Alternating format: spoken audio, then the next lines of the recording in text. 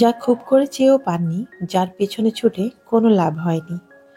এটা মনে রাখবেন, তাতে আপনার জন্য বিন্দু পরিমাণ কোনো প্রকার কল্যাণ ছিল না। তাই যে কোনো কারণেই সেটি আপনার থেকে দূরে হয়ে গিয়েছে। আল্লাহ তাআলার পরিকল্পনার চাইতে উত্তম কিছু নেই, এটাও একদম চোখ বন্ধ করে বিশ্বাস রাখবেন। যখন যাই হয় অনেক ভালোর জন্যই হয়।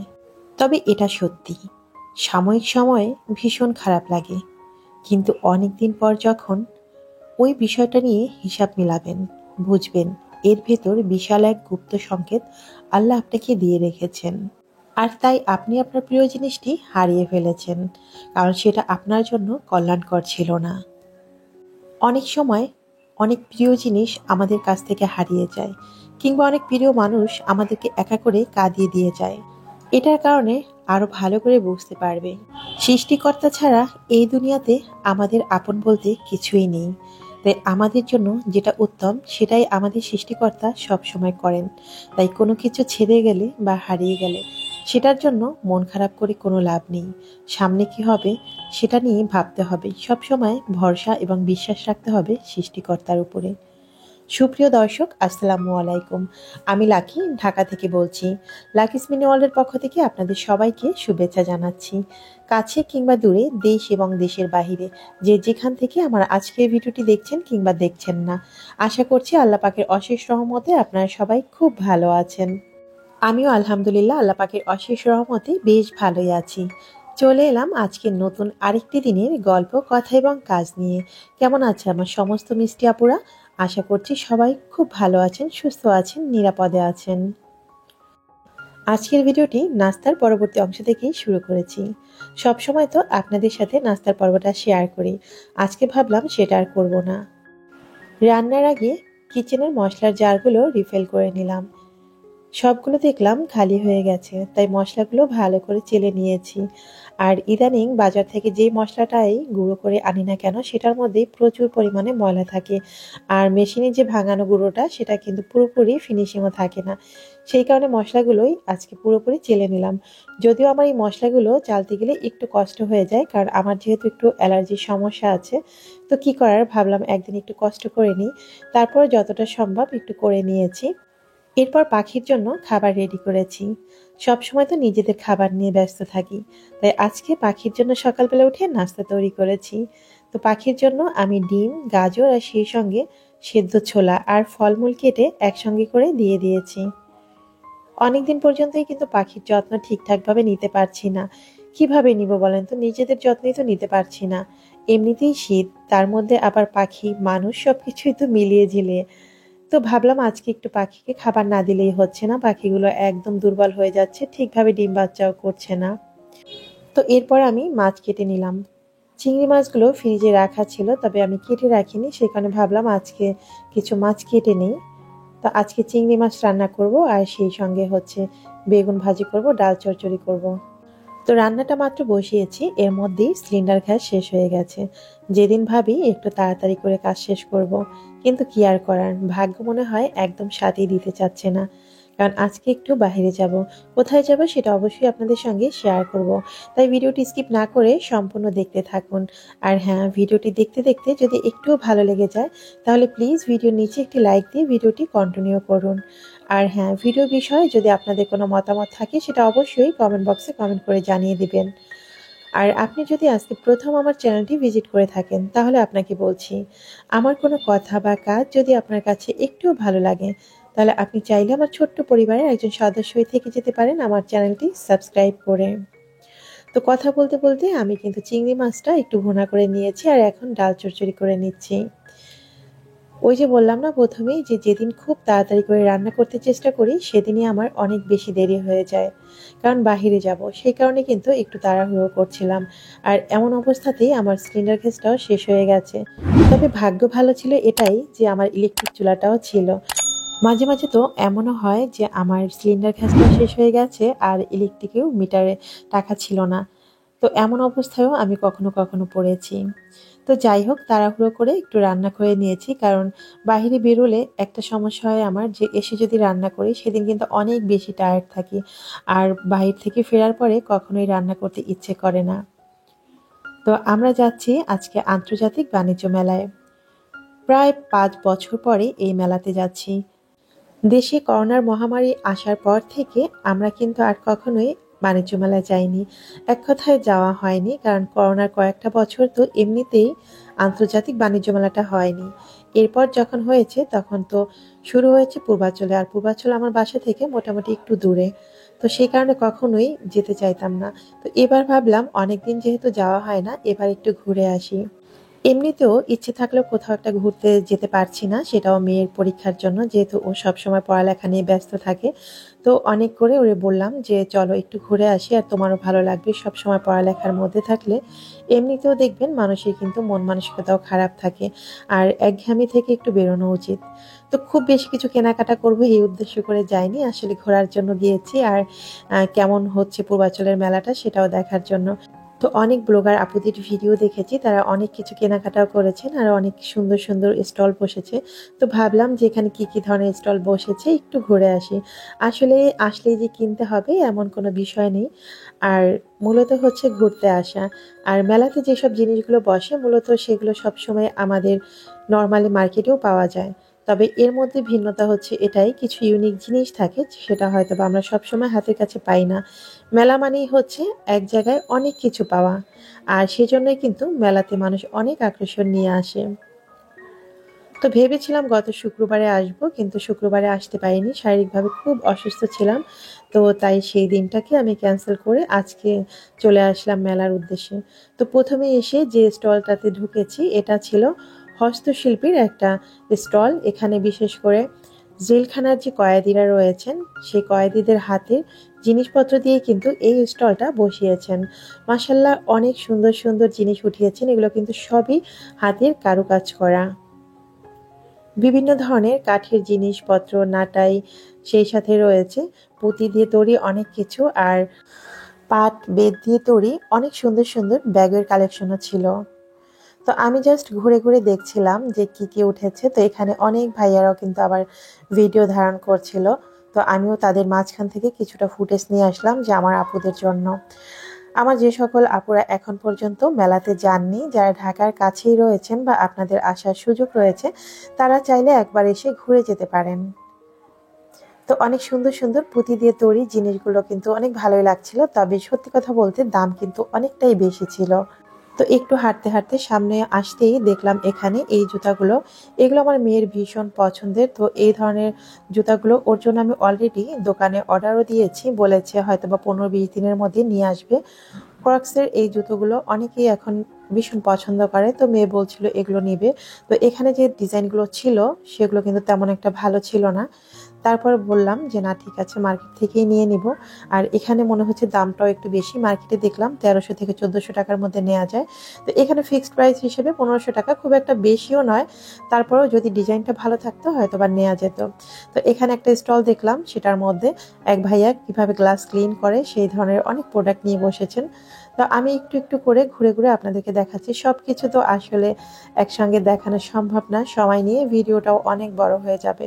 তো এখানে মেয়েদের অনেক ধরনের জুয়েলারি রয়েছে, আর জুয়েলারি মানেই হচ্ছে মেয়েদের আকর্ষণ করার সব থেকে মারাত্মক একটা জিনিস। তো আমরা এখানে এক এক করে ঘুরছিলাম, আর প্রত্যেকটা স্টলে কিন্তু দেখছিলাম, বিশেষ করে চোখ আটকাচ্ছিল বেশি হচ্ছে জুয়েলারির দিকে।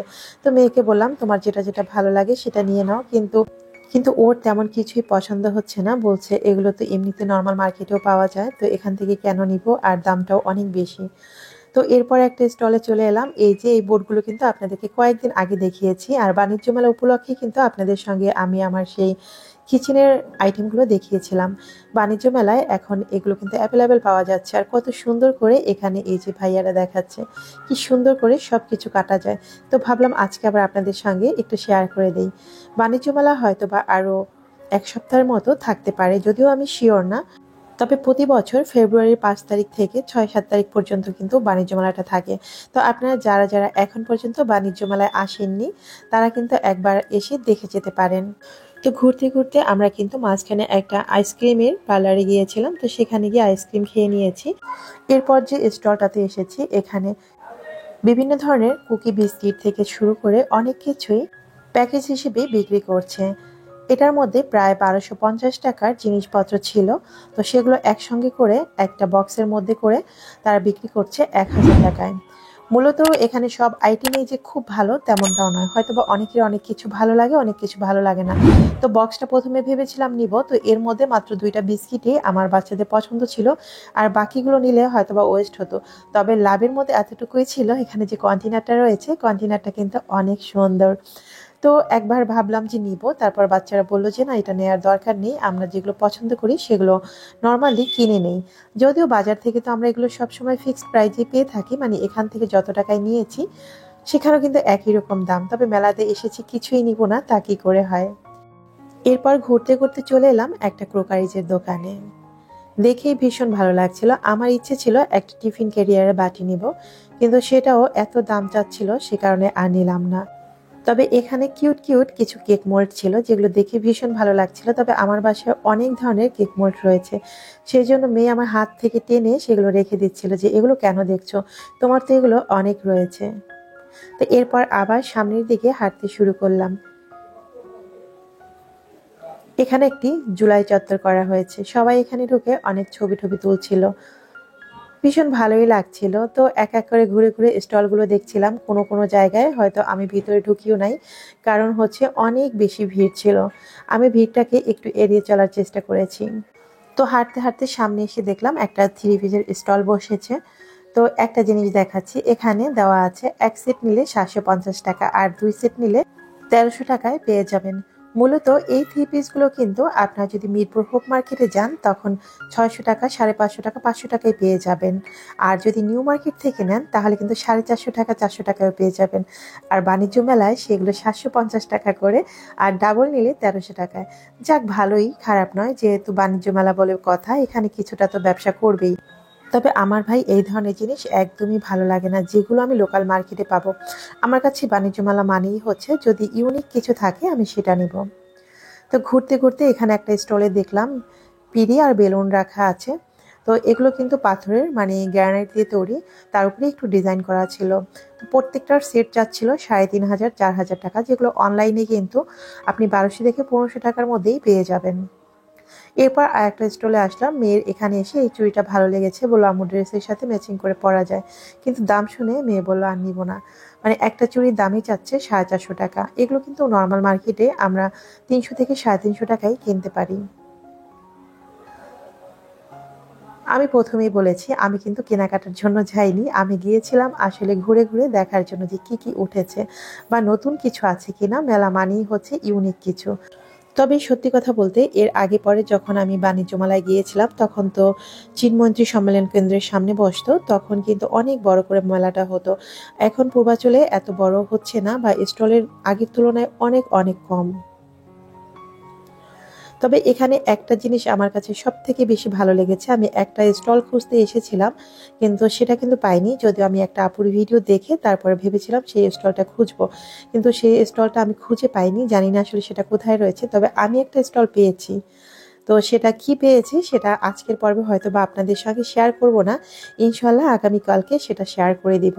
যেহেতু বাণিজ্য মেলা খুব দ্রুত শেষ হয়ে যাবে, তাই আমিও চাচ্ছি আমার আপুরা যারা যাননি এখনো বা যেতে চাচ্ছেন তারা কিন্তু সেখানে গিয়ে সেই জিনিসগুলো কালেক্ট করতে পারবেন। তো এরপর চলে এলাম আর একটা জুয়েলারি দোকানে। সেখানে এসে এই যে সুন্দর সুন্দর কিছু রাবার দেখতে পেলাম, কিন্তু সুন্দরটা তখনই অসুন্দর হয়ে যায় যখন দামটা এত বেশি থাকে। সত্যি মানুষ দাম রাখার একটা লিমিট থাকে, যদি আপনি আকাশ আর মাটির সমান করে দাম ধরেন তখন তো কেনার কোনো উপায় থাকে না। এখানে এসে আবারও কিছু কর্পসের জুতো দেখতে পেলাম, কিন্তু সেখানেও একই অবস্থা, কালার আর ডিজাইন কোনোটাই ভালো ছিল না। তো একটু একটু করে আমি ঘুরে ঘুরে সবকিছু দেখছিলাম আর আপনাদের সঙ্গেও শেয়ার করছিলাম। যদিও এখানে এসে ভিডিও করতে কিন্তু অনেক বেশি কষ্ট হচ্ছিল, কারণ এত লোকজন। আর বুঝতেই পারছেন আমার ভিডিওগুলো যেহেতু আমি নিজেই ধারণ করি, তাই একটু তো কষ্ট হচ্ছিলই। শেষমেশ চলে এলাম রামিন বারে। তো তো এখানে রামেন বারটা আমার মেয়ের অনেক বেশি পছন্দ হয়েছিল, যেহেতু আমাদের বাংলাদেশে এই জিনিসটা কিন্তু অ্যাভেলেবেল না। তবে হ্যাঁ, এখন কিন্তু সিএসডি বা বিভিন্ন সুপার শপ বা স্বপ্ন সুপার শপেও রামিনের জিনিসগুলো পাওয়া যাচ্ছে। তো রামিনের বারটা দেখে বললো আম্মু রামিনের কিছু নুডলস নিব। তো আমি যেহেতু এই নুডলসগুলো এর আগে কখনো ট্রাই করিনি, সেটা নিয়ে আমি একটু কনফিউজড ছিলাম। তবে এটা আমরা সবাই জানি রামিনের এই নুডলসগুলো অনেক স্পাইসি। তো সেই কারণেই ভাবছিল ট্রাই করবে। তো আমি বললাম যে অল্প করেই নিতে হবে, যদি ফুল প্যাকেট নিয়ে নিই পরে যদি খেতে না পারি। আর এমনিতেই আমার বাচ্চারা তো একটু অন্য টাইপের, মানে খাওয়া দাওয়া নিয়ে অনেক বেশি জ্বালায়। তো এখানে দেখলাম 3টা ফ্লেভারের একটা প্যাকেজ রয়েছে। তো ভাবলাম যে 3টা ফ্লেভারের একটা প্যাকেজ নিয়ে যাই, একসঙ্গে 3টাই ট্রাই করা যাবে। তো এখানে 3টার প্যাকেজ নিয়েছিল 440 টাকা। আর বড়গুলোর যে প্যাকেটগুলো রয়েছে সেগুলো নিয়েছে 750 টাকা করে। তো এরপর রামিন থেকে বেরিয়ে চলে এলাম আরেকটি শপে। এখানে খুব সুন্দর কিউট কিউট কিছু ফ্রাই প্যান রয়েছে। তো এগুলো দেখেই কিন্তু মূলত আমার এখানে আসা। আর এই যে কালারটা, এই কালারের ফ্রাই প্যানটা কিন্তু আমার ভীষণ পছন্দের। আমি গত 2 দিন আগে মিরপুরে গিয়েও দেখে এসেছি আর এটার কিন্তু অর্ডার করে এসেছি। তো এখানে এসে আসলে মূলত দেখলাম দামটা কেমন।